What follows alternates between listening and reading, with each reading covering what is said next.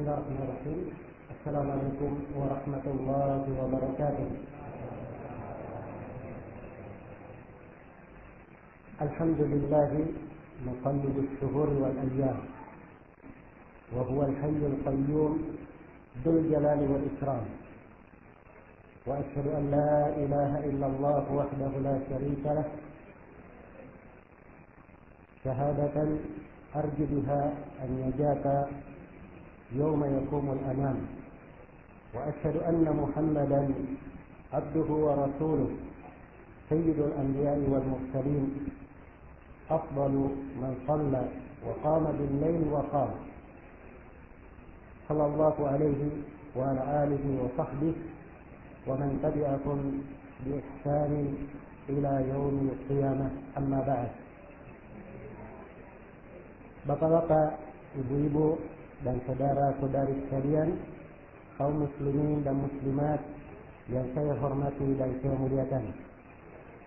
Alhamdulillah, pada malam hari yang berbahagia ini saya bersyukur kepada Allah Subhanahu wa taala. Dialah yang memberikan kepada kita semua anugerahnya dan keutamaannya sehingga kita semua bisa hadir di masjid yang mulia ini. Dan saya berharap semoga Allah Subhanahu wa taala menjadikan pertemuan kita di malam hari ini sebagai pertemuan yang membawa kebaikan, membawa manfaat dan selalu berberkah untuk kita semua di dunia dan di akhirat.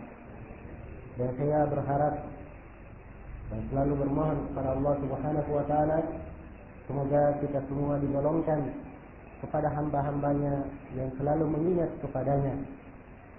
Ya, apabila ia jatuh di dalam kesalahan, ia beristighfar dan mohon ampun.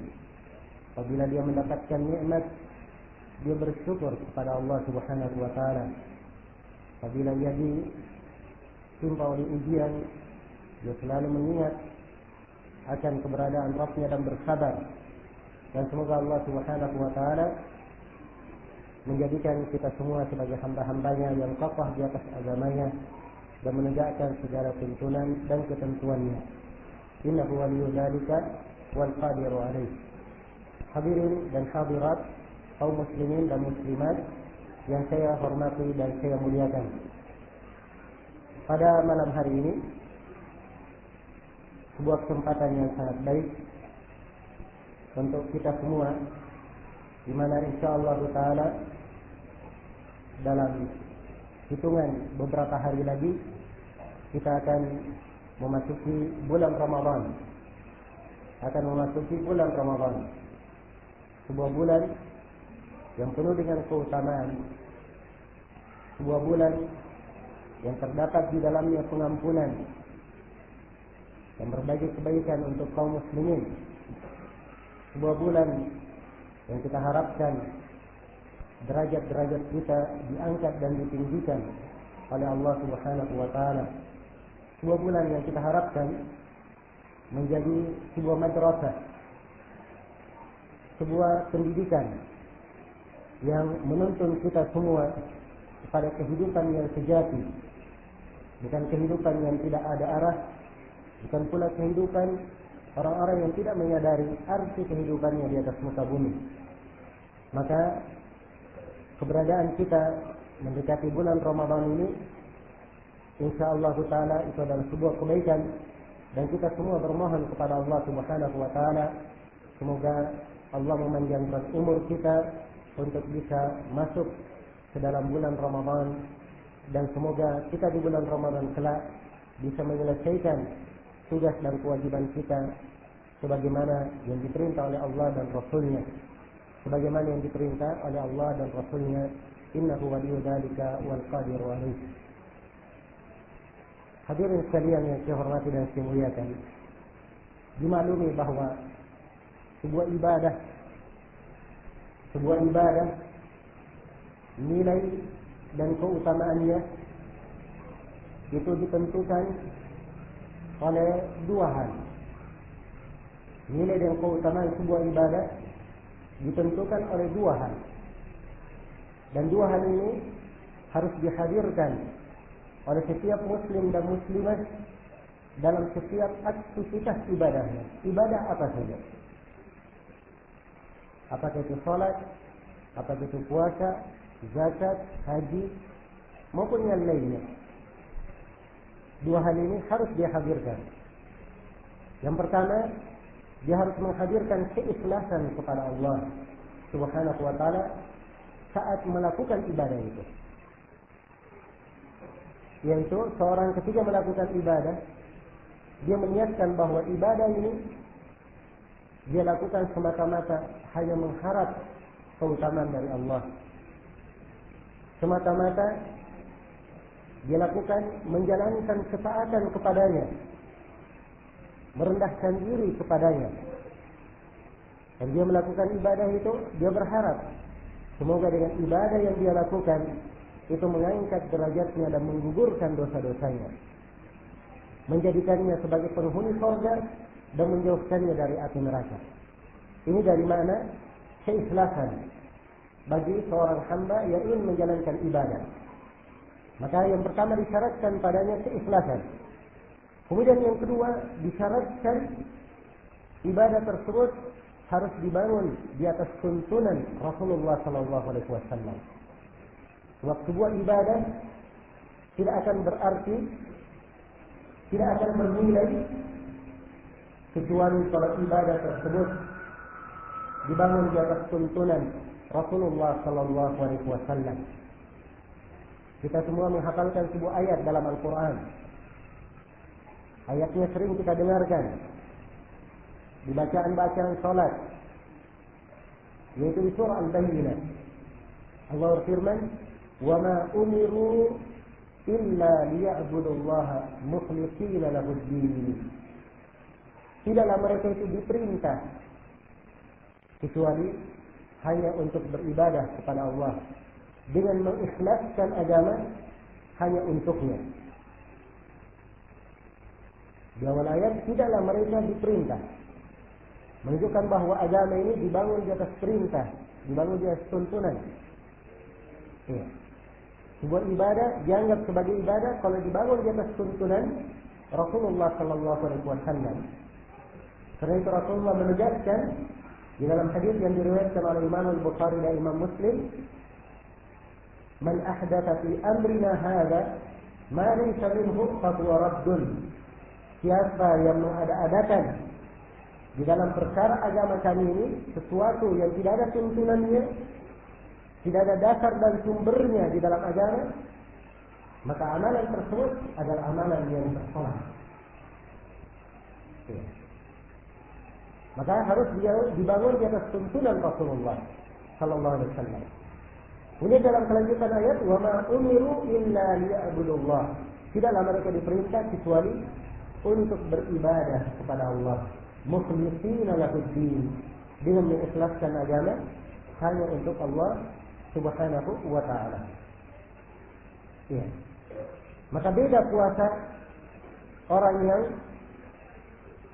mengerti nilai keikhlasan dan mengetahui dan mendalami tuntunan Rasulullah SAW dengan orang yang berpuasa namun kurang keikhlasannya atau hilang keikhlasannya. Demikian pula kalau dia berpuasa tetapi puasanya tidak dibangun di atas tuntunan Rasulullah SAW. Ya. Karena itu ini dua hal merupakan barometer keutamaan dan nilai sebuah amalan. Keutamaan dan nilai sebuah amalan. Karena itu kata sebagian para sahabat radhiyallahu taala anhum, seorang yang bersungguh-sungguh dalam menjalankan sebuah bid'ah, perkara yang tidak ada tuntunannya, atau seorang yang hemat sedang di dalam menunaikan sunnah, itu lebih baik daripada orang yang bersungguh-sungguh tapi di dalam sebuah bid'ah. Orang yang sholat di waktu-waktu tertentu saja, itu lebih baik. Ya. Kalau sholatnya sesuai dengan sunnah, walaupun sholatnya hanya di waktu tertentu saja, sholat 5 waktu, sholat sunnah yang hanya di waktu tertentu, itu lebih baik daripada orang yang sholat 1 hari 1 malam tapi tidak sesuai dengan sunnah. Ya. Maka sedikitnya amalan itu belum tentu menunjukkan sedikitnya pahala. Kadang sebuah amalan yang sedikit karena keikhlasan dan ia sesuai dengan tuntunan Rasulullah, maka amalan ini menjadi besar dan berlipat ganda. Ya. Karena itulah pertemuan kita pada malam hari ini adalah pertemuan yang penting untuk kita cermati kandungan dan maknanya. Sebab di dalam pertemuan ini insyaallah taala kita akan mempelajari bagaimana tuntunan Rasulullah SAW dalam menunaikan puasa Ramadan. Agar supaya kita punya ilmu pengetahuan tentang bagaimana tuntunan Rasulullah itu dari Al-Quran dan dari hadis, dan dengan ini insyaallah taala akan lebih memberatkan keutamaan dan pahala kita di dalam melaksanakan ibadah Ramadan yang insyaallah taala sebentar lagi akan datang bersama kita. Karena itu, karena pertemuan ini adalah pertemuan yang sangat baik, dan juga ide dari adanya pertemuan ini adalah ide yang sangat bermanfaat, maka saya berterima kasih sebesar-besarnya pada pihak Ta'mir Masjid atas kegiatan yang mulia ini, dan saya memohon kepada Allah Subhanahu wa taala agar supaya seluruh pihak yang menjadi sebab terselenggaranya acara ini diberikan kebaikan dan ditambah kedudukan dan derajatnya di dunia dan di akhirat. Innahu waliyyu dzalika wal qadiru alaih. Baik, saya akan memulai menjelaskan beberapa perkara yang berkaitan dengan puasa di bulan Ramadan. Yang pertama mengenai definisi puasa. Baik, waktu membatasi kita, saya ada waktu sekitar 45 menit untuk menjelaskan materi ini. Semuanya 1 jam, cuma sudah berlalu 15 menit untuk pendahuluan. Saya akan menguraikan secara global, dan insyaallah taala penjelasan yang saya anggap cukup dan kelengkapan penjelasan bisa dibaca pada buku panduan yang telah dibagikan pada hadirin sekalian. Saya uraikan di halaman 13 tentang definisi puasa. Puasa secara etimologi, secara bahasa adalah bermakna menahan. Orang Arab kalau berkata as-shaum atau as-siyam, itu artinya al-imsak, artinya menahan. Ya, artinya menahan. Dan kata menahan ini kadang dia menahan dari berbicara, bisa menahan dari amarah, bisa menahan dari makan, dari minum, dari hubungan suami istri, dan seterusnya. Kalimat yang umum. Kalimat yang umum. Karena itu di syariat sebelum kita juga ada syariat puasa. Ada syariat menahan. Tapi menahan puasa yang mereka lakukan adalah bentuk yang khusus. Seperti misalnya di ayat di surah Maryam. Ya, Maryam diperintah untuk berpuasa, atau Maryam waktu itu berpuasa menunaikan nadar. Maka ia diperintah untuk mengatakan kepada kaumnya yang melihatnya berpuasa, faquli inni nadartu lirrahmani shauma falan ukallima al-yawma insiya. Katakan wahai Maryam, sesungguhnya aku bernadar untuk berpuasa 1 hari. Bagaimana jenis puasanya? Yaitu saya tidak berbicara dengan seorang manusia pun. Ya, jadi puasanya Maryam, yaitu menahan tidak berbicara. Menahan tidak berbicara. Adapun di dalam syariat kita, puasa itu mempunyai definisi tersendiri, makna dan ketentuan tersendiri. Ya, para ulama mendefinisikan puasa secara istilah bahwa puasa adalah menahan sesuatu pada waktu tertentu oleh orang tertentu dari perkara-perkara tertentu yang disertai dengan niat. Disertai dengan niat. Ya. Disebutkan menahan sesuatu. Ya. Karena dalam puasa seorang itu menahan diri dari makan, minum, melakukan hubungan suami istri. Menahannya ini pada waktu tertentu. Ya, karena menahan puasa Ramadan adalah di bulan Ramadan. Laksananya yaitu semenjak terbitnya fajar subuh Atau bahasa lebih sederhana, semenjak mulai azan subuh hingga apa? Hingga matahari terbenam. Itu waktu menahan. Ya. Dilakukan oleh orang-orang tertentu. Ada syarat-syarat orang yang melakukan puasa. Ya, dia harus balik, akil, berakal, punya kemampuan, dan seterusnya dari syarat-syarat yang akan kita terangkan. Kemudian dia menahan dari perkara-perkara tertentu. Iya. Ada pembatal-pembatal puasa yang wajib dia tinggalkan. Ada hal-hal yang haram, hal-hal yang makruh yang hendaknya ditinggalkan oleh orang yang berpuasa. Iya. Maka ini secara global definisi puasa. Seorang hamba yang punya kemampuan terpenuhi syarat-syarat, dia menahan diri untuk tidak makan, tidak minum, tidak melakukan hubungan suami istri dari terbitnya fajar subuh hingga terbenamnya matahari. Dengan ketentuan dan rincian yang insyaallah taala kita akan jelaskan. Ya, puasa Ramadan ini diwajibkan terhadap kaum muslimin pada tahun kedua Hijriah. Di bulan Sya'ban kewajibannya. Iya. Syarat-syarat orang yang berpuasa, orang yang wajib berpuasa disyaratkan pertama dia harus seorang muslim. Syaratkan keislaman. Sebab orang kafir tidak diterima darinya amalan. Ya.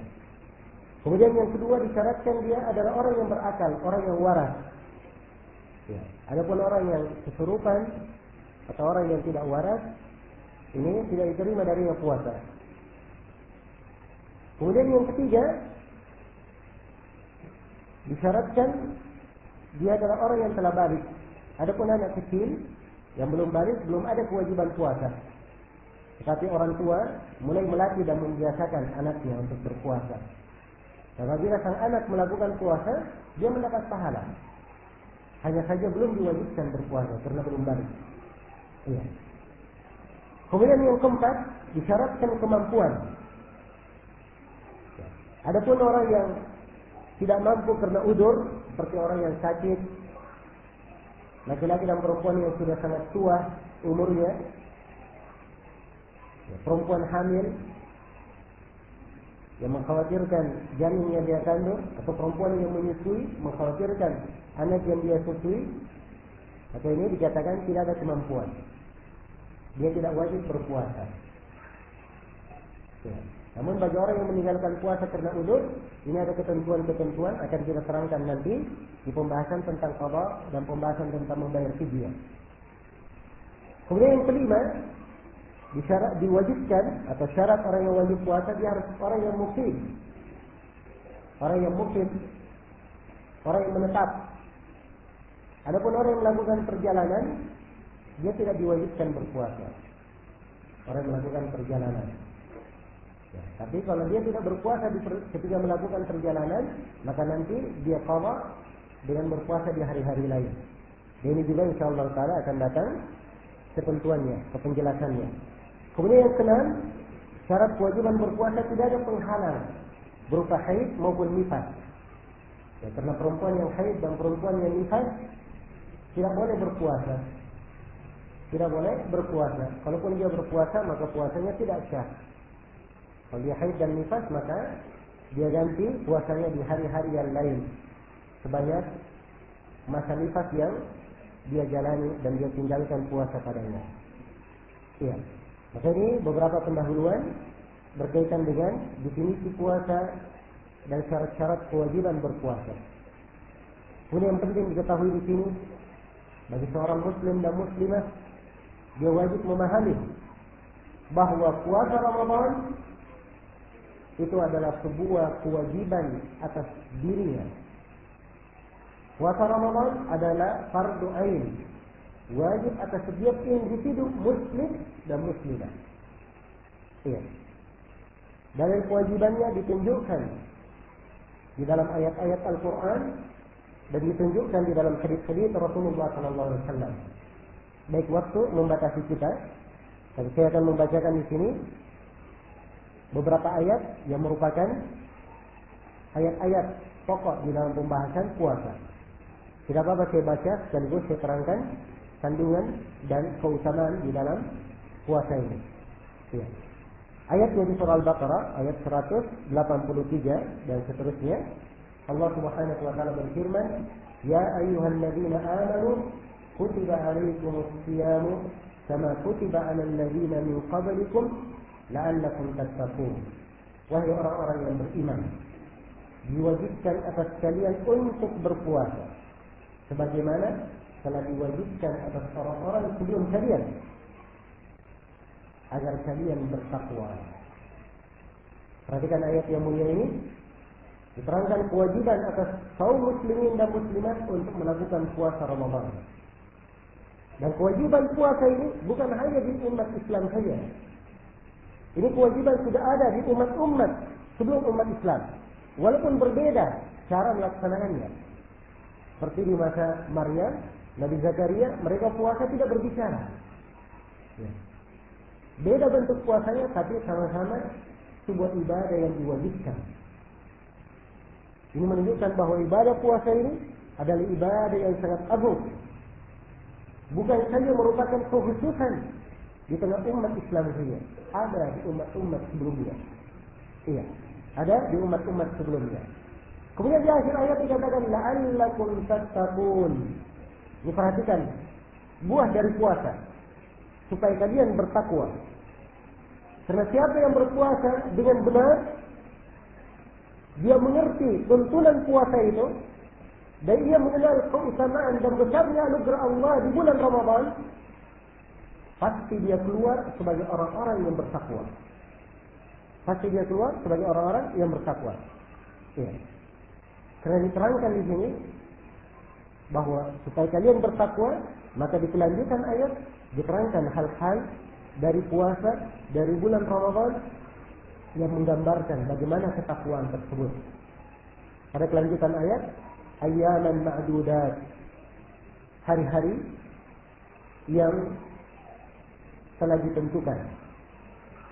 Puasa itu pada hari-hari yang telah ditentukan. Faman kana minkum maridan aw ala safar, maka barang siapa di antara kalian yang sakit atau berada dalam perjalanan, lalu dia berbuka, fa'iddatun min ayyamin ukhra, maka dia wajib berpuasa sebanyak hari yang dia tinggalkan itu pada hari-hari lainnya dia berpuasa. Ya. Wa 'alal ladzina yutiqunahu fidyatun ta'amu miskin. Dan wajib bagi orang-orang yang berat menjalankannya. Dia mampu tapi berat menjalankannya. Jika mereka tidak berpuasa, maka mereka membayar fidyah, yaitu dengan memberi makan seorang miskin. Faman tatawwa khairan fahuwa khairul lahu. Barang siapa yang mengerjakan kebaikan dengan kerelaan hati, itulah yang lebih baik baginya. Perhatikan ya, diingatkan bahwa puasa itu harus disertai dengan niat, disertai dengan kerelaan hati, disertai dengan keikhlasan. Seorang mengharap pahala dari Allah Subhanahu wa taala. Dia berpuasa bukan karena ada istiadat saja. Umat Islam tiap bulan Ramadan berpuasa, saya juga ikut berpuasa. Tidak, karena keikhlasan. Bukan pula dia berpuasa karena malu dilihat tetangga kalau dia berbuka. Ya. Tapi dia berpuasa karena apa? Karena kerelaan hati, memang mencari pahala dari sisi Allah Subhanahu wa taala. Kemudian Allah tegaskan wa antasumu khairul lakum in kuntum ta'lamun. Dan kalau kalian berpuasa, maka itu lebih baik bagi kalian kalau kalian mengetahui. Syahrul Ramadan alladzi unzila fihi al-Qur'an. Bulan Ramadan yang diturunkan padanya Al-Qur'an. Perhatikan ya, kalau disebutkan puasa, disebutkan bulan Ramadan. Menunjukkan bahwa kewajiban puasa ini di bulan Ramadan. Bulan Ramadan yang Allah turunkan padanya Al-Quran. Kemudian disinggung bahwa di bulan Ramadan Al-Quran itu diturunkan. Ini memberikan kepada kita berbagai pelajaran. Pelajaran yang pertama, kita harus mengenal keagungan Al-Quran terkait dengan bulan Ramadan. Karena itulah dari amalan yang paling afdal yang dilakukan di bulan Ramadan adalah membaca Al-Quran. Membaca Al-Quran, memahami kandungannya, tadabbur terhadap makna-maknanya, dan mengamalkan kandungan-kandungan Al-Quran. Itulah yang paling baik. Karena itu Jibril setiap tahunnya turun membacakan Al-Quran kepada Rasulullah SAW. Ya. Nabi memperdengarkan Al-Quran dan Jibril mendengarkannya. Ya. Ini menunjukkan keutamaan khusus membaca Al-Quran di bulan Ramadan. Kemudian Allah terangkan dari keindahan Al-Quran, hudan linnasi wa bayyinatin minal huda wal furqan. Al-Quran ini adalah petunjuk bagi manusia. Ya. Dan penjelas-penjelas mengenai petunjuk itu dan pembeda Al-Furqan, yaitu pembeda antara yang hak dan yang batil. Faman syahida minkum asy-syahra falyasum. Oleh karena itu siapa di antara kalian yang hadir menyaksikan bulan hendaknya dia berpuasa. Wa man kana maridan aw ala safarin fa iddatun min ayyamin ukhra. Kemudian siapa yang sakit atau dia melakukan perjalanan lalu dia berbuka, maka dia ganti dengan berpuasa di hari-hari yang lainnya. Yuridullahu bikumul yusra wa la yuridu bikumul usra. Sungguhnya Allah menghendaki kepada kalian kemudahan dan Allah tidak menghendaki kesulitan untuk kalian. Wa litukmilul iddata wa litukabbirullaha ala ma hadakum. Dan supaya kalian menggenapkan bilangan bulan itu dan hendaknya kalian mengagungkan Allah terhadap petunjuknya yang diberikan kepada kalian. Wa la'allakum tashkurun, dan supaya kalian bersyukur. Ini di antara makna yang sangat agung di bulan Ramadan ini yang harus kita ketahui. Bahwa seorang hamba yang memasuki bulan Ramadan, dia wajib mengenal besarnya nikmat dan wajib dia bersyukur atas nikmat tersebut. Dan kesyukuran ini kalimat yang gampang diucapkan. Ya. Syukur ini kalimat yang gampang diucapkan, tapi jarang dari manusia yang mempraktikkan makna dari syukur itu dan memahami arti dari kesyukuran itu. Syukur itu seorang hamba dikatakan bersyukur kalau dia melakukan 3 hal. Yang pertama, seorang yang bersyukur, dia memuji Allah dengan lisannya terhadap nikmat yang dia dapatkan. Dia masuk di bulan Ramadan, dia sering mengucapkannya, alhamdulillah, kita masuk di bulan Ramadan. Karena itu sebagian ulama atau banyak dari ulama ya, menganjurkan untuk memberi kabar gembira kepada saudaranya, ya, dan memberikan salam kegembiraan bahwa bulan Ramadan telah masuk bersama mereka, dan ia doakan saudaranya semoga saudaranya bisa menunaikan bulan Ramadan itu dengan baik. Ini dari bentuk dia bersyukur kepada Allah dengan lisannya. Kemudian kesyukuran yang kedua, dia memuji Allah di dalam hatinya. Dia tahu bahwa nikmat ini dia masuk di bulan Ramadan itu semata-mata karena anugerah dari Allah. Sebagaimana seluruh nikmat yang lainnya semuanya bermula dari Allah. Allah berfirman, "Wa ma bikum min ni'matin fa min Allah." Nikmat apapun yang kalian dapatkan, nikmat itu datangnya dari Allah Subhanahu wa taala. Kemudian syarat yang ketiga dari syarat kesyukuran, ya, seorang hamba dikatakan bersyukur apabila nikmat itu dia gunakan dengan baik.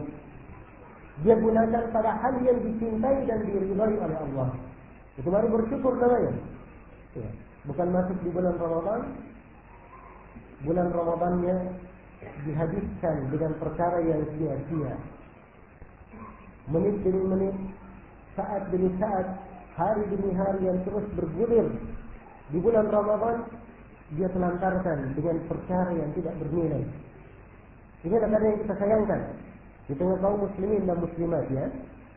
Di bulan Ramadan, ya, ada yang kadang membuat kegiatan-kegiatan tidak pernah dia lakukan di bulan-bulan lainnya.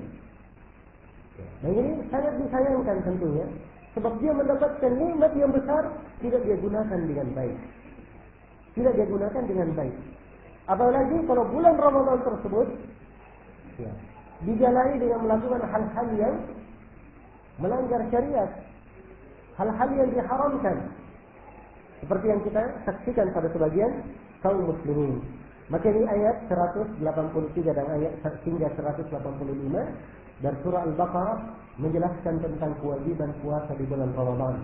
Dan dimaklumi bahwa dalam hadis Abdullah bin Umar riwayat Bukhari dan Muslim, Rasulullah SAW menjelaskan 5 rukun Islam. Kata beliau, "Bunyal Islamu ala khamsin." Islam itu dibangun di atas 5 perkara. Yang pertama, syahadati an la ilaha illallah wa anna Muhammadar Rasulullah wa iqamis salat wa ita'iz zakat, kemudian wal haji wa shaumi Ramadan. Islam itu dibangun di atas 5 fondasi. Fondasi rukun yang pertama syahadat la ilaha illallah Muhammadar Rasulullah. Fondasi rukun yang kedua menegakkan salat. Yang ketiga mengeluarkan zakat. Yang keempat menunaikan ibadah haji. Yang kelima berpuasa di bulan Ramadan. Ya. Pendapat kebanyakan ulama, urutan puasa adalah urutan yang kelima dari rukun Islam. Walaupun ada sebagian ulama mengatakan bahwa puasa urutan yang keempat, haji setelahnya. Haji setelahnya. Iya. Tapi semuanya bersepakat bahwa puasa adalah salah satu dari 5 rukun Islam. Dan ini adalah fondasi Islam. Tidak boleh diselantarkan. Tidak boleh diselantarkan. Iya. Dan banyak lagi hadis-hadis yang menjelaskan tentang kewajiban berpuasa di bulan Ramadan. Kemudian kaum muslimin dan muslimat yang saya hormati dan saya muliakan, kenallah keutamaan bulan Ramadan ini. Renungilah betapa besar nikmat Allah Subhanahu wa taala yang Allah berikan kepada orang-orang yang berpuasa. Dan ini adalah nikmat yang insyaallah taala sebentar lagi kita akan dimuliakan dengannya. Kita akan menyaksikan bulan Ramadan, dan di dalam bulan Ramadan itu terdapat berbagai keutamaan, terdapat berbagai pahala yang sangat besar yang disiapkan oleh Allah Subhanahu wa taala. Ya, secara umum orang-orang yang berpuasa, dari keutamaan mereka berpuasa, puasa itu adalah hal yang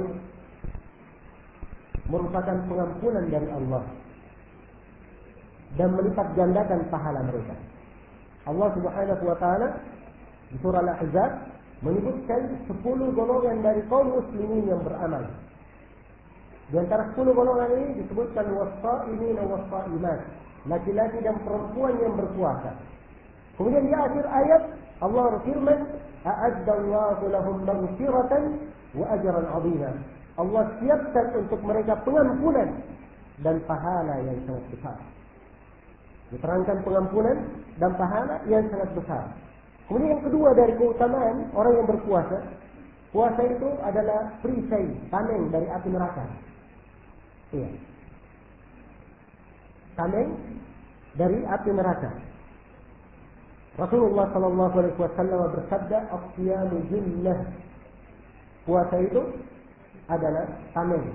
Dan di dalam riwayat yang lain, hadis yang lain, "As-siyamu junnah kajunnati ahadikum minal qital." Puasa itu adalah tameng, perisai dari api neraka seperti perisai kalian ketika apa? Ketika menghadapi musuh di dalam peperangan. Ya. Perisai ini melindunginya dari bahaya. Demikianlah puasa, melindungi dia. Kemudian puasa ini dia adalah hal yang bisa menurunkan syahwat seorang hamba. Di mana syahwat ini apabila berlebihan pada diri seorang hamba, ya, dan tidak dia salurkan pada tempatnya, itu pasti akan memberikan bahaya untuknya. Bahaya pada dunianya dan bahaya pada akhiratnya. Karena itu Rasulullah SAW memberikan obat yang sangat indah, tuntunan yang sangat mulia. Beliau bersabda dalam hadis Ibnu Mas'ud riwayat Bukhari dan Muslim, "Ya ma'syaras syabab, man istata'a minkum al-ba'a falyatazawwaj." Wahai sekalian anak muda, siapa di antara kalian yang mampu untuk menikah, hendaknya dia menikah. Fa innahu aghaddu lil basari wa ahsanu lil farj. Sebab itu lebih menundukkan pandangan dan lebih menjaga kemaluan. Wa man lam yastati' fa alayhi bis-shawm fa innahu lahu wijah. Siapa yang belum mampu, maka hendaknya dia berpuasa, karena puasa itu adalah memutus syahwatnya.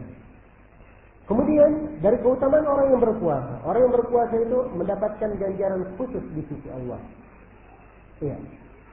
Semua amalan yang lain, salat, zakat, haji, dia bersedekah, berbakti kepada orang tua, menyambung silaturahmi, berbuat baik kepada tetangga, ya, memberi salam kepada sesama muslim, mencintai sesama muslim. Setiap amalan ini itu ditentukan nilainya 10 kali lipat sampai 700 kali lipat. Ya. Kenapa bisa berbeda antara 10 sampai 700? Itulah tadi saya katakan pengaruh apa? Pengaruh keikhlasan dan pengaruh sesuai dengan apa? Tuntunan. Ini mempengaruhi. Karena itu nilai pahala antara 10 sampai 700. Ya. Itu untuk amalan-amalan selain puasa. Kalau puasa, Allah berikan pahala khusus dari sisinya, tidak bisa dinilai. Iya, pahala khusus. Dan ini oleh para ulama disebutkan, kenapa puasa ini diberikan pahala tidak ada batasannya? Karena puasa itu sama dengan kesabaran. Dan sabar itu Allah telah berfirman di dalam Al-Quran tentang kesabaran, innama yuwaffas sabiruna ajrahum bighairi hisab. Sungguhnya orang-orang yang bersabar, Allah berikan, Allah sempurnakan untuk mereka pahala tanpa ada batasannya. Ini orang yang bersabar. Orang yang berpuasa, seluruh jenis kesabaran ada pada dirinya. Sabar itu kata para ulama terbagi 3. Yang pertama ada sabar dalam menjalankan ketaatan. Yang kedua ada sabar dalam meninggalkan larangan. Yang ketiga ada sabar di dalam apa? Menerima ketentuan Allah. Dan orang yang berpuasa ini, dia mengumpulkan 3 jenis kesabaran. Dia bersabar dengan menjalankan puasa di bulan Ramadan ini. Dia bersabar meninggalkan makan, minum, hubungan suami istri, hal-hal yang diharamkan. Dia tinggalkan, dia bersabar. Meninggalkan larangan.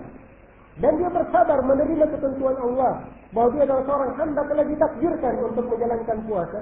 Dia pasti akan merasakan haus, dahaga, lapar. Ya. Hal yang kadang kurang menyenangkannya. Tapi dia terima ketentuan Allah.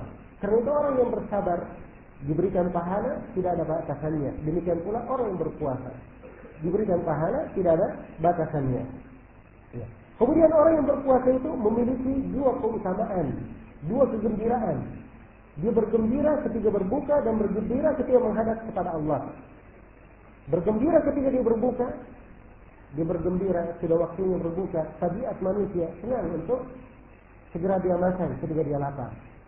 Ya, maka dia bergembira pada saat dia berbuka. Selain daripada itu ada kegembiraan lain saat berbuka. Dan ini akan datang pembahasannya di pembahasan berbuka puasa. Bagaimana keutamaan orang yang berbuka puasa. Dari sisi keberkahan, dari sisi pahala, mustajabahnya doa pada waktu itu. Ya. Banyak kegembiraan yang dia dapatkan saat dia berbuka. Ini kegembiraan yang pertama. Kegembiraan yang kedua yang didapatkan oleh orang yang berpuasa adalah kegembiraan tatkala ia menghadap kepada Allah pada hari kiamat. Ya. Dan dimaklumi, tidak ada yang bisa menjamin dirinya bergembira ketika dia menghadap kepada Allah. Apalagi seorang hamba yang menyadari bahwa ia di dalam kehidupan dunia ini penuh dengan lembaran-lembaran hitam. Ya. Banyak noda-noda kemaksiatan yang dia lakukan. Betapa banyak pelanggaran dan perintah Allah yang dia langgar. Ya. Mampukah dia menjamin diri yang menghadap kepada Allah dalam keadaan bergembira? Ya. Tidak ada yang bisa menjamin. Namun Allah memberikan kabar gembira bagi orang yang berpuasa. Bahwa ia telah akan bergembira ketika menghadap kepada Allah Subhanahu wa ta'ala. Maka ini diantara keutamaan bagi orang yang berpuasa. Kemudian bau mulut orang yang berpuasa di sisi Allah itu lebih harum daripada bau wangian kasturi. Iya. Ini pernyataan dalam hadis bau mulut orang yang berpuasa. Dimaklumi orang yang berpuasa, orang yang lapar, kadang keluar bau mulut, apalagi kalau bau mulut itu keluar dari pencernaan, ada bau yang tidak enak dicium oleh manusia. Tapi bau mulut yang tidak enak ini di sisi manusia, bau mulut ini di sisi Allah lebih harum daripada bau kasturi nilainya. Ya, karena itu kata para ulama terdapat di dalamnya peringatan. Tidak boleh seorang itu mencela bau mulut yang keluar dari orang yang apa? Orang yang berpuasa. Tidak boleh dia mencelanya. Baik. Ini keutamaan-keutamaan diterangkan dalam hadis Abu Hurairah riwayat Bukhari dan Muslim. Rasulullah sallallahu alaihi wasallam bersabda, "Kullu amali ibni Adam yudha'afu al-hasan." Setiap amalan anak Adam dilipat gandakan kebaikan. Asyara amsalihha ila 700 dhi'fin, menjadi 10 kali lipat sampai 700 kali lipat. Qala Allah azza wa jalla, Allah firman, illa shaum, kecuali puasa. Fa innahu li wa ana ajzi bihi. Allah firman, karena puasa itu hanya untukku dan aku yang akan memberikan pahala khusus untuknya. Yad'u syahwatahu wa ta'amahu min ajli. Allah firman, hamba ini meninggalkan syahwatnya, meninggalkan makanannya karena aku. Kemudian Rasulullah menyatakan, walis-shaimi farhatan, bagi orang yang berpuasa dia punya dua kegembiraan. Farhatun inda fitrihi, kegembiraan ketika dia berbuka, wa farhatun inda liqa'i rabbih, dan kegembiraan ketika dia menghadap kepada Rabbnya. Wala khuluqu famis shaim wala khuluqu famihi atyabu inda Allahi min rihil misk. Dan sungguh bau mulut orang yang berpuasa itu lebih harum di sisi Allah daripada bau kasturi. Iya. Orang yang berpuasa itu punya pintu khusus di surga. Disebut dengan nama pintu Ar-Rayyan. Pintu Ar-Rayyan. Ya. Orang yang rajin sholat dipanggil dari pintu sholat. Orang yang rajin bersedekah dipanggil dari pintu sedekah. Orang yang rajin berjihad dipanggil dari pintu jihad. Orang yang rajin amar ma'ruf nahi munkar dipanggil dari pintu itu. Tapi khusus untuk orang yang berpuasa tidak dikatakan dia dipanggil dari pintu puasa. Nama pintunya diberi nama khusus. Disebut dengan nama pintu Ar-Rayyan. Ar-Rayyan itu secara bahasa adalah orang yang sangat puas minum, tidak ada dahaga sama sekali. Saking puasnya dia minum. Itu Rayyan namanya. Diberi nama khusus. Orang-orang yang berpuasa dipanggil dari pintu itu. Ya, aina shaimun? Di mana orang-orang yang berpuasa? Mereka pun masuk dari pintu tersebut. Setelah semuanya masuk, pintu itu pun ditutup. Tidak ada seorang pun yang masuk kecuali orang-orang yang berpuasa. Kecuali orang-orang yang berpuasa. Dan puasa itu penggugur dosa-dosa. Puasa adalah penggugur dosa-dosa. Rasulullah sallallahu alaihi wasallam bersabda, "Fitnatur rajuli fi ahlihi wa malihi wa nafsihi wa waladihi wa jarihi yukaffiruhu atau yukaffiruha as-salatu was-salatu was-sadaqatu wal amru bil ma'ruf wan nahyu 'anil munkar." Fitnah seseorang terhadap keluarganya, hartanya, jiwa, anak dan tetangganya itu dapat ditebus dengan puasa. Perhatikan ya, puasa yang didahulukan disebut. Bisa ditebus dengan puasa, salat, sedekah, amar ma'ruf dan nahi munkar. Ya. Dan di dalam hadis yang lain Rasulullah bersabda, "As-salawatul khamsu wal jumu'atu ila al-jumu'ah wa ramadan ila ramadan mukaffiratun ma bainahunna idza jitanaba al-kaba'ir." Salat 5 waktu. Dari Jumat ke Jumat berikutnya, dari Ramadan ke Ramadan berikutnya adalah penggugur dosa-dosa antara keduanya. Panjang dia tidak berbuat dosa besar. Kita tadi salat maghrib, kemudian melakukan salat isya. Antara maghrib dan isya ini gugur karena pelaksanaan salat. Kita salat lagi subuh, maka antara subuh dan isya digugurkan. Demikianlah salat 5 waktu. Demikian pula antara Jumat dan Jumat berikutnya. Ini perhatikan antara Ramadan dan Ramadan berikutnya. Lebih jauh lagi masalahnya, selama setahun. Ya. Digugurkan kesalahan itu, tapi dengan syarat dia meninggalkan dosa besar. Meninggalkan dosa besar. Maka dosa-dosa kecilnya digugurkan. Ya. Digugurkan. Adapun dosa besar itu butuh tobat khusus. Ya. Bagi seorang yang melakukannya. Baik. Kemudian dari keutamaan berpuasa, ya. Puasa ini akan memberikan syafaat pada hari kiamat bagi orang yang melakukannya. Iya. Di dalam hadis Rasulullah sallallahu alaihi wasallam bersabda, "Qiyam wal Qur'an yasfa'ani lil 'abd yawm al-qiyamah." Puasa dan Al-Qur'an memberikan syafaat kepada hamba pada hari kiamat. Syafaat itu artinya diberikan bantuan. Diberikan bantuan. Si hamba berada di dalam neraka. Dengan diberi syafaat dia dikeluarkan dari neraka. Si hamba harusnya dia masuk neraka.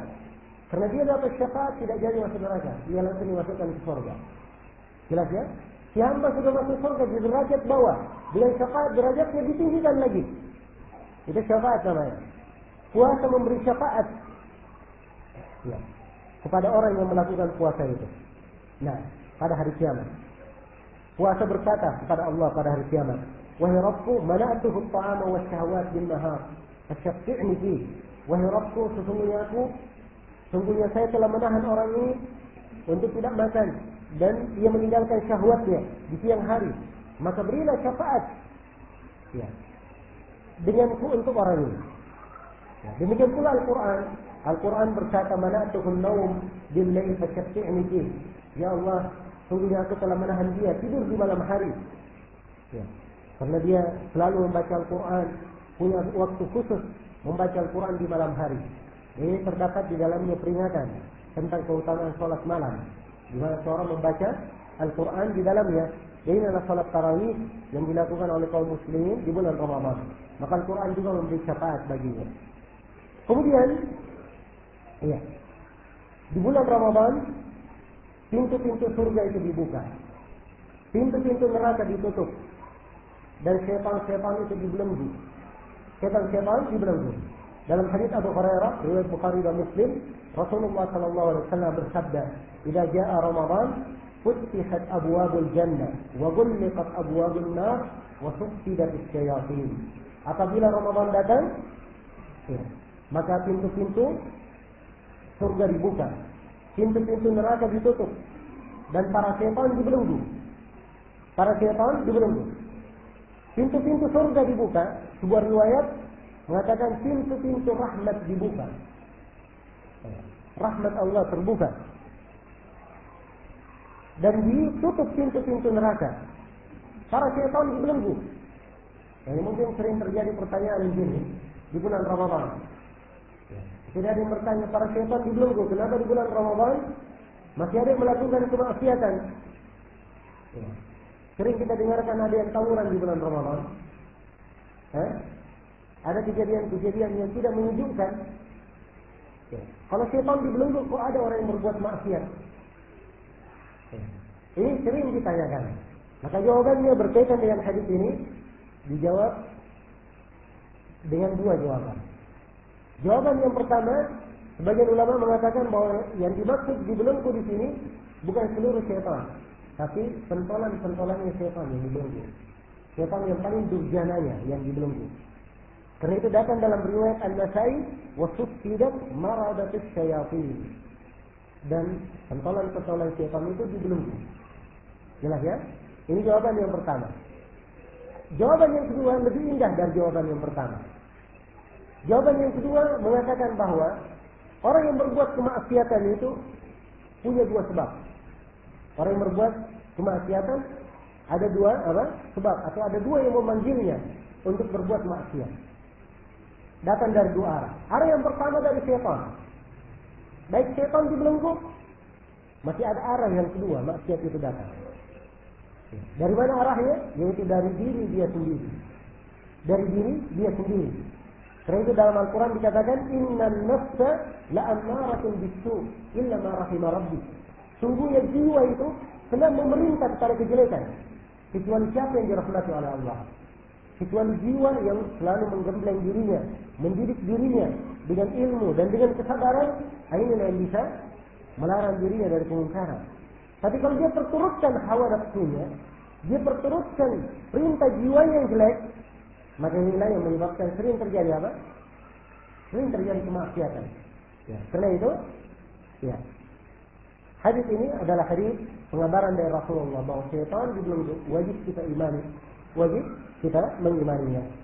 Dan yang terakhir dari keutamaan yang ingin saya terangkan di sini, dari keutamaan Ramadan, walaupun keutamaan itu sangat banyak sekali, tapi ini adalah isyarat-isyarat yang insyaallah taala memberikan motivasi kepada kita semua dan mengingatkan kita akan keagungan nikmat puasa di bulan Ramadan. Rasulullah sallallahu alaihi wasallam bersabda, "Man shama Ramadana imanan wa ihtisaban, ghufira lahu ma taqaddama min dhanbi."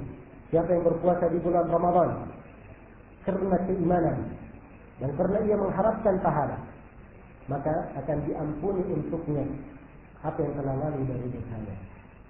Iya. Puasa Ramadan ini adalah penghapus dosa, menggugurkan dosa. Tapi disyaratkan apa?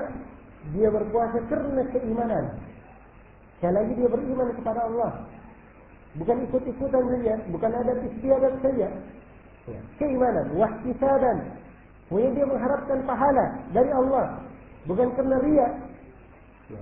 Ingin dikata begini dan begitu, tidak. Tetapi karena mengharap pahala. maka akan diampuni untuknya apa yang telah lalu dari dosanya. Kemudian di halaman 33 saya terangkan beberapa hukum yang perlu diketahui sebelum masuknya bulan Ramadan. Ya, saya jelaskan bahwa ada hadis dari Rasulullah SAW. Rasulullah bersabda, "La taqaddama Ramadan bi shawmi yawmin wa la yawmin illa rajulun kana yasumu shawman falyasumhu." Janganlah kalian mendahului bulan Ramadan dengan berpuasa sehari atau 2 hari sebelumnya. Kecuali seorang yang punya kebiasaan berpuasa, tidak apa-apa dia berpuasa. Ya. Dalam syariat kita, masuknya bulan Ramadan itu adalah hal yang meyakinkan. Sebab bulan di dalam Islam, akhir bulan di dalam Islam itu hanya ada 2 angka akhir bulan dalam Islam. Tanggal berapa? 29. Kalau tidak 29 maka tanggal berapa? Tanggal 30. Tidak ada dalam Islam itu namanya tanggal 28 saja di akhir bulan. Seperti bulan Februari. Ya. Tidak ada di dalam bulan Islam itu tanggal 31. Yang ada cuma tanggal berapa? 29 dan apa? 30. Ya. Jadi sekarang kita di bulan Sya'ban. Begitu tanggal 29 Sya'ban, kewajiban kita umat Islam adalah melihat apa? Melihat hilal. Ya. Melihat hilal. Hilal ini adalah bulan sabit yang pertama kali muncul di awal bulan. Cara melihatnya bagaimana? Ya, tanggal 29 ketika matahari terbenam, ingatnya syaratnya matahari harus terbenam dahulu. Kalau bulannya terlihat matahari belum terbenam, itu bukan disebut apa? Tidak disebut hilal. Ya, jelas ya? Jadi matahari terbenam, selama beberapa menit kelihatan hilal, bulan sabit kecil, maka itulah hilal Ramadan namanya. Tanggal 1 Ramadan. Jelas ya? Dan sekarang ini di negeri kita, di Indonesia, tempat-tempat memantau hilal itu di banyak titik di Nusantara ini. Dan sekarang pemerintah lebih memudahkan lagi. Ya, karena siapa yang ingin melihat, ikut menyaksikan hilal itu tampak atau tidak, dia bisa mengikutinya secara online melalui internet. Ya, disiarkan secara langsung. Ya, bagaimana hilal itu dilihat? Jelas ya? Jadi bisa kita melihatnya. Ya. Jadi kalau hilal terlihat tanggal 29, besok mulai terlihatnya itu sudah dihitung tanggal berapa? 1 Ramadan. Sudah disyariatkan salat tarawih di malam harinya, dan besoknya sudah apa? Puasa tanggal 1 Ramadan. Tapi kalau misalnya tanggal 29 tidak terlihat atau mendung, tidak kelihatan, ya, cuaca yang buruk, maka bulan digenapkan menjadi berapa? 30 hari. Ya, digelapkan menjadi 30 hari. Ya. Dan lusanya otomatis masuk tanggal 1. Tidak ada lagi tanggal 31. Sebab yang ada setelahnya tanggal apa? Tanggal 1. Ini ketentuan dalam Islam. Karena itu meyakinkan penentuan masuknya bulan. Ya. Karena ini cara menentukan masuknya bulan, maka dilarang ada orang yang datang, oh ini tanggal 29 mendung. Ya. Saya khawatir hilal muncul, tapi kita tidak lihat. Untuk berhati-hati saya puasa saja. Puasa sehari. Ya. Ini yang dilarang oleh Nabi. Kata Nabi SAW, kata Ammar, siapa yang berpuasa di hari yang dia ragu, maka dia telah bermaksiat kepada Nabi Muhammad SAW. Jelas ya? Jadi kalau tidak melihat, tidak. Dia tunggu. Dia terapkan menjadi 30 hari. Kecuali kalau orang punya kebiasaan berpuasa. Dia misalnya punya kebiasaan puasa Senin dan Kamis. Pas masuk hari Senin, atau pas hari Kamisnya bertepatan dengan sehari atau 2 hari sebelum Ramadan. Itu tidak apa-apa. Atau dia punya kebiasaan puasa Daud. Ya, pasti bertepatan dengan sehari atau 2 hari sebelum Ramadan, tidak apa-apa berpuasa. Atau dari awal bulan Sya'ban dia sudah berpuasa. Sebab di bulan Sya'ban ini diperbanyak, disunnahkan memperbanyak puasa. Dan Nabi SAW tidak pernah beliau berpuasa 1 bulan penuh, ya, kecuali di bulan Sya'ban dan di bulan Ramadan. Ya. Dan kebanyakan puasa sunnah beliau di bulan bulan Sya'ban. Jadi kalau dia sudah punya kebiasaan puasa dari awal Sya'ban berjalan sampai akhir bulan, tidak apa-apa dia berpuasa sehari atau 2 hari sebelum Ramadan. Baik. Kemudian yang perlu saya tekankan di sini, berdasarkan uraian yang saya terangkan tadi, bahwa menentukan masuknya bulan Ramadan itu dengan cara apa? Dengan cara melihat hilal. Dengan cara melihat hilal. Itulah yang saya sebutkan tadi, bulan sabit kecil yang muncul itu disebut hilal. Tidak ada cara lain di dalam syariat kita. Iya. Untuk memantau masuknya bulan ini kecuali dengan cara melihat hilal. Di dalam syariat kita tidak dikenal apa yang disebut dengan nama metode hisab, memakai ilmu falak, ya, atau yang semisal dengannya, tidak dikenal. Padahal hitung menghitung itu telah dikuasai oleh umat-umat sebelum umat Nabi Muhammad SAW. Sudah ada di masa Nabi hitung menghitung. Walaupun Nabi sendiri tidak bisa menghitung, tetapi hitung menghitung ada di masa itu. Andai kata itu diperlukan oleh Nabi, pasti beliau akan memerintah para sahabat untuk apa? Memakainya. Tetapi itu bukan cara yang disyariatkan. Karena itu, siapa yang mengganti ya, penentuan masuknya bulan Ramadan dengan cara menghisab tidak dengan cara melihat bulan, tidak dengan cara melihat hilal, maka ini dia telah mengganti cara yang telah ditetapkan oleh Rasulullah SAW. Dia telah berbuat perkara baru di dalam agama. Dan ini yang kita sayangkan di negeri kita ini, ya, di mana di hampir setiap tahun ya, kita mengalami fenomena sering berselisih di dalam menentukan masuk keluarnya bulan Ramadan disebabkan karena apa? Karena ada dua metode yang dipakai. Ya. Ada yang memakai melihat hilal, ada yang memakai apa? Hisab. Ya. Dan yang menjadi masalah yang lain, pihak yang berwenang tidak tegas. Harusnya pihak yang berwenang sebagai pemilik power menegaskan puasa hari sekian. Semuanya turut di dalam hal itu. Walaupun dia berbeda pendapat, tapi di dalam syariat kita kalau penguasa sudah memutuskan sebuah keputusan, maka keputusan penguasa yang diikuti. Tidak ada boleh ya. Tidak ada hak bagi yang lain yang menampakkan pendapatnya. Ya. Kalau dia ingin amalkan pendapatnya pada dirinya sendiri, silahkan. Tapi kalau dia ingin menyelisihi apa yang ada di depan umum, itu tidak diperbolehkan. Kecuali keputusan yang ditetapkan oleh apa? Oleh penguasa. Dan ini dari keindahan syariat Islam kita untuk menjaga persatuan umat Islam. Menjaga agar supaya ibadah yang agung ini mereka ada kebersamaan, ya, ada kesatuan, tidak terlihat ribut-ribut, pecah belah. Ya, ini berpuasa pada hari ini, sananya besok. Ya, yang sana lebaran hari ini, sananya besok. Ini terkesan bahwa umat Islam ini ada perselisihan di dalamnya. Dan ini tentunya adalah hal yang dicela oleh siapapun yang melihatnya. Padahal syariat kita tidak menuntunkan hal yang seperti itu. Kemudian yang perlu saya terangkan juga di sini bahwa bagi orang yang ingin berpuasa, dia hendaknya memperhatikan niat. Sebab niat itu adalah kunci syahnya sebuah ibadah. Rasulullah SAW bersabda, "Innamal a'malu binniyat." Sungguhnya setiap amalan itu tergantung dengan niat. Dan yang perlu saya ingatkan bahwa niat itu letaknya di mana?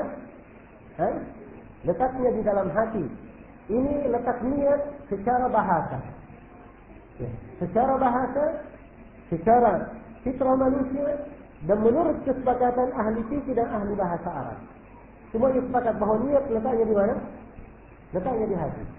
Sekarang misalnya saya ingin ke masjid.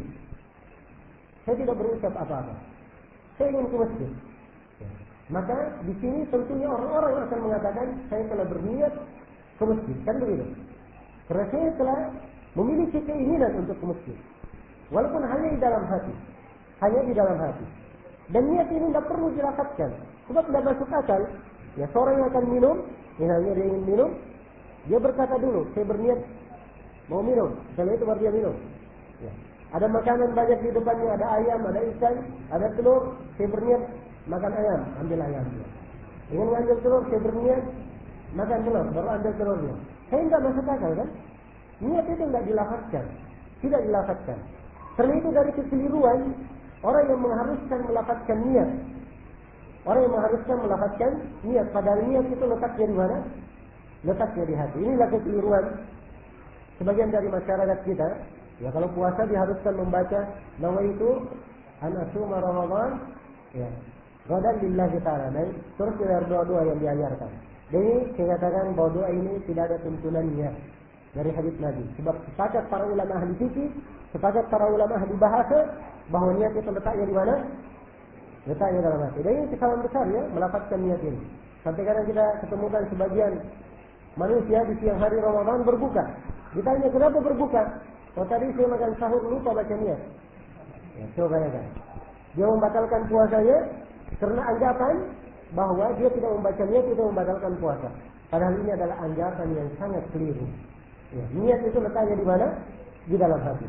Kemudian perlu diketahui bahwa berniat ini dari malam hari seorang berniat dengan matahari terbenam hingga masuk waktu sholat subuh, ya dia berniat untuk berpuasa. Dia berniat untuk berpuasa. Kalau dari awal bulan dia berniat untuk puasa seterusnya dan dia ini makna ini di pertengahan bulan, di perjalanan bulan, maka itu tidak ada masalah insyaallah taala. Karena Rasulullah SAW atau di dalam nas yang tegas mempunyai hukum marfu dari Nabi, "Man lam yubayyit as-siyam min al-lail fala siyam lah." Siapa yang tidak berpuasa dari malam hari atau tidak menyiapkan puasa dari malam hari, maka tidak ada puasa baginya. Tidak ada puasa baginya. Dan bagi siapa yang terlambat menerima berita masuknya bulan Ramadan, misalnya besok sudah masuk Ramadan, hilal sudah dilihat tadi sore, ya. Berarti besok sudah masuk Ramadan. Tapi saya tidak tahu berita Ramadan itu masuk kecuali di siang hari. Ya. Apakah boleh saya berpuasa? Ya, jawabannya, ketika saya mendengar berita bahwa Ramadan telah masuk, maka saya cukup menahan makan hingga terbenam matahari dan saya menyiapkan puasa Ramadan, maka itu insyaallah taala sudah sah.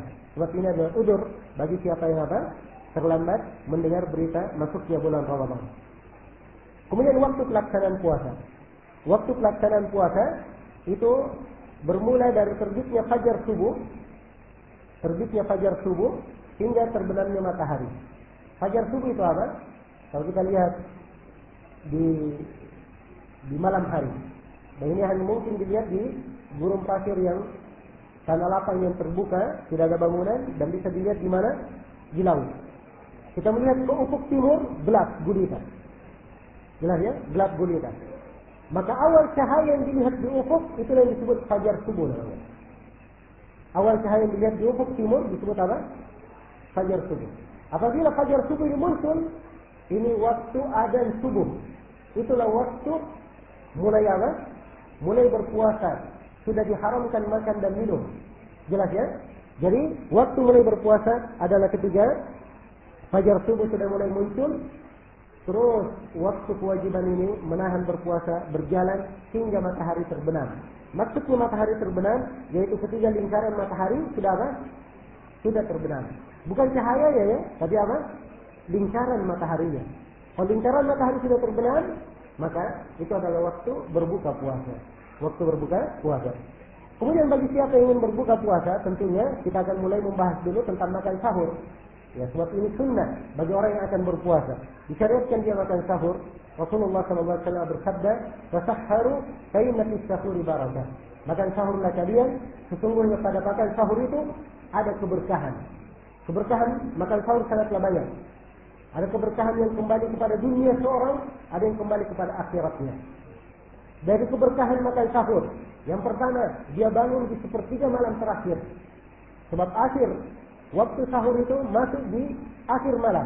Dan di sepertiga malam terakhir itu doa mustajabah. Tempat doa apa? Tempat doa mustajabah. Kemudian yang kedua, bagi siapa yang belum sholat witir, boleh dia witir ketika dia bangun makan sahur. Kemudian yang ketiga, bagi siapa yang belum menghadirkan niatnya atau belum berniat, maka dia berniat ketika apa? Ketika dia bangun sahur. Kemudian yang keempat, ini memberikan manfaat untuk tubuh. Sebab beda antara orang yang makan sahur dan yang tidak makan sahur di dalam menjalani puasanya. Orang yang makan sahur itu akan lebih sempurna, lebih mudah di dalam menjalankan puasa daripada orang yang tidak makan sahur. Dan ini juga sangat membantu anak-anak kecil yang dididik untuk berpuasa. Iya. Kemudian dengan makan sahur ini dia bisa mengajak keluarganya, tetangganya, juga kadang dia ada tamu, makan bersama. Akhirnya dia pun mendapatkan keutamaan makan sahur bersama. Karena Nabi SAW juga pernah makan sahur bersama para sahabatnya. Karena beliau punya istri, ya. Beliau juga makan sahur dengan para sahabatnya. Ini menunjukkan bahwa makan sahur bersama itu memiliki apa? Memiliki keutamaan. Dan juga mungkin di waktu sahur, ya, itu menjadi sebab bagi dia untuk bersedekah. Dia sementara makan sahur ada tetangganya, ya, yang mengetuk pintu, ya, apakah masih ada makanan sahur? Ya, kami terlambat bangun, belum sempat masak. Ya, akhirnya tadinya sisa makanan ini mungkin dia buang menjadi sebab dia bersedekah. Dan ini dari keberkahan. Dan mungkin ada lagi keberkahan yang lainnya yang tidak bisa digambarkan di sini. Secara umum Rasulullah bersabda, "Tasahharu fa inna fis sahuri barakah." Makan sahurlah kalian, sungguhnya pada makan sahur itu ada keberkahan. Dan makan sahur ini adalah ciri pembeda antara puasa umat Islam dan puasa ahli kitab. Sebagaimana dalam hadis yang diriwayatkan oleh Imam Muslim. Ya. Kemudian afdalnya makan sahur itu diakhirkan. Utamanya makan sahur itu diakhirkan. Misalnya waktu adzan subuh jam 4.30 menit. Dan dia tahu dari kebiasaan dirinya kalau dia makan itu dia perlu waktu 20 menit. Misalnya. Maka dia dari jam 40 menit mulai makan sahur. Karena makan sahur semakin diakhirkan itu semakin afdal dan semakin apa? Semakin utama. Ya, karena itu dari apa yang dilakukan oleh sebagian kaum muslimin, ya makan sahurnya jam 3, waktu subuhnya jam 4.30. Makan sahurnya jam berapa? Jam 3. Ya belum lagi ada sudah lapar lagi. Ya. Apalagi yang biasa punya kegiatan jalan-jalan subuh. Ya keliling-keliling kota. Ya, baru kembali, ya sudah apa? Sudah ingin berbuka. Ya. Karena itu dari keberkahan makan sahur diakhirkan. Makan sahur itu. Jelas ya? Baik. Kemudian sahur yang paling bagus dikonsumsi adalah kurma. Iya. Karena Rasulullah sallallahu alaihi wasallam bersabda, "Ni'mat sahurul mu'min at-tamr." Ya. Sebaik-baik sahur seorang mukmin adalah kurma. Maka ini sebaik-baik yang dia konsumsi dan terbukti dari sisi kesehatan banyak sekali manfaat. Dan di antara jenis-jenis makanan yang paling lama pengaruhnya di dalam pencernaan itu adalah kurma. Yang paling lama apa? Memberikan pengaruh dan kekuatan dalam pencernaan. Kemudian batasan akhir makan sahur adalah ketika adzan subuh dikumandangkan, ketika terbitnya fajar subuh. Iya. Kemudian dari perkara yang perlu saya terangkan di sini di halaman 49 saya jelaskan beberapa kewajiban, beberapa hal yang wajib ditinggalkan oleh orang yang berpuasa. Maksudnya ada hal-hal yang diharamkan, tidak boleh dilakukan oleh orang yang berpuasa.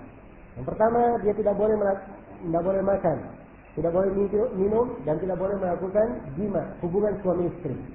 Iya, tidak boleh melakukan hubungan suami istri. Di sini saya sebut dengan kata yang lebih tegas atau kata yang agak transparan agar supaya jangan ada yang salah memahami. Yaitu di pembahasan fikih, ya kadang kita tidak memakai kata-kata kinayat di dalam penulisan disebabkan karena kekhawatiran jangan sampai ada yang salah memahami atau kurang transparan di dalam penjelasan. Iya.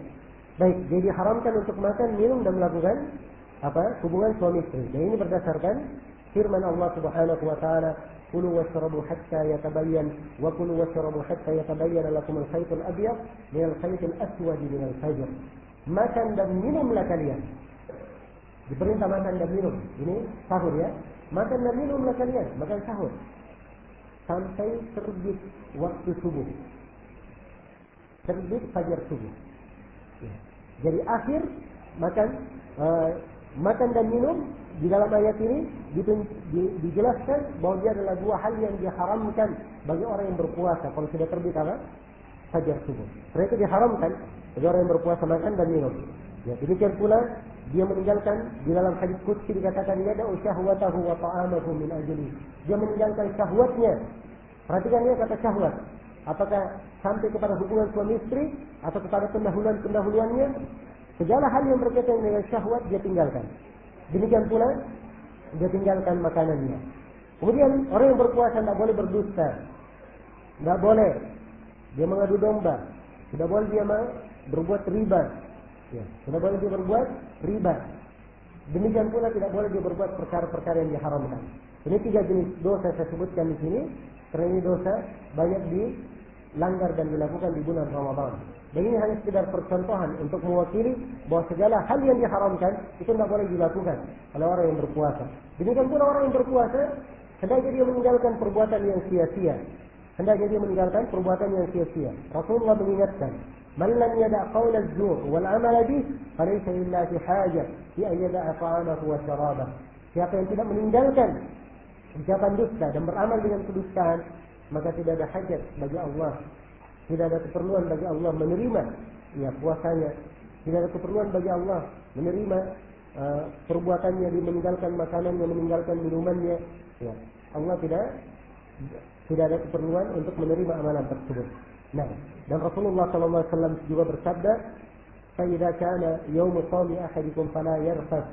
Ya, fala yarfus yawma idin wala yaskhab. Fa in sabbahu ahadun aw qatalahu falyaqul inni imru'un sha'im. Nah, bila ada hari puasa di antara kalian salah seorang janganlah ia berbuat sia-sia dan jangan dia banyak berdebat. Yang berbuat sia-sia, jangan pula banyak berdebat. Kalau seorang mencaci maki atau memusuhinya, hendaknya dia berkata, saya ini adalah orang yang berpuasa. Saya adalah orang yang berpuasa. Maksudnya dia berkata saya adalah berpuasa, kesadaran bahwa dirinya sedang berpuasa. Orang yang berpuasa ada kewajiban yang harus dia laksanakan, ada hal-hal yang harus dia tinggalkan. Dan ucapan dia, saya adalah orang yang berpuasa, peringatan kepada orang itu, jangan dia memancingnya ke dalam hal yang tidak boleh dilakukan oleh orang yang berpuasa. Itu maksudnya ya. Ya bukan artinya dia berkata saya berpuasa, tetapi dia pegang leher orang. Ya, dia pegang lehernya saya berpuasa. Ya, ini tidak cocok ya, sebab ini tidak menggambarkan ya, kesesuaian antara ucapan lisan dan apa perbuatan tubuh. Maka ucapannya ini maksudnya adalah untuk meredam apa yang ada pada dirinya dari amarah, agar supaya ia menyadari bahwa dia sedang berpuasa. Baik.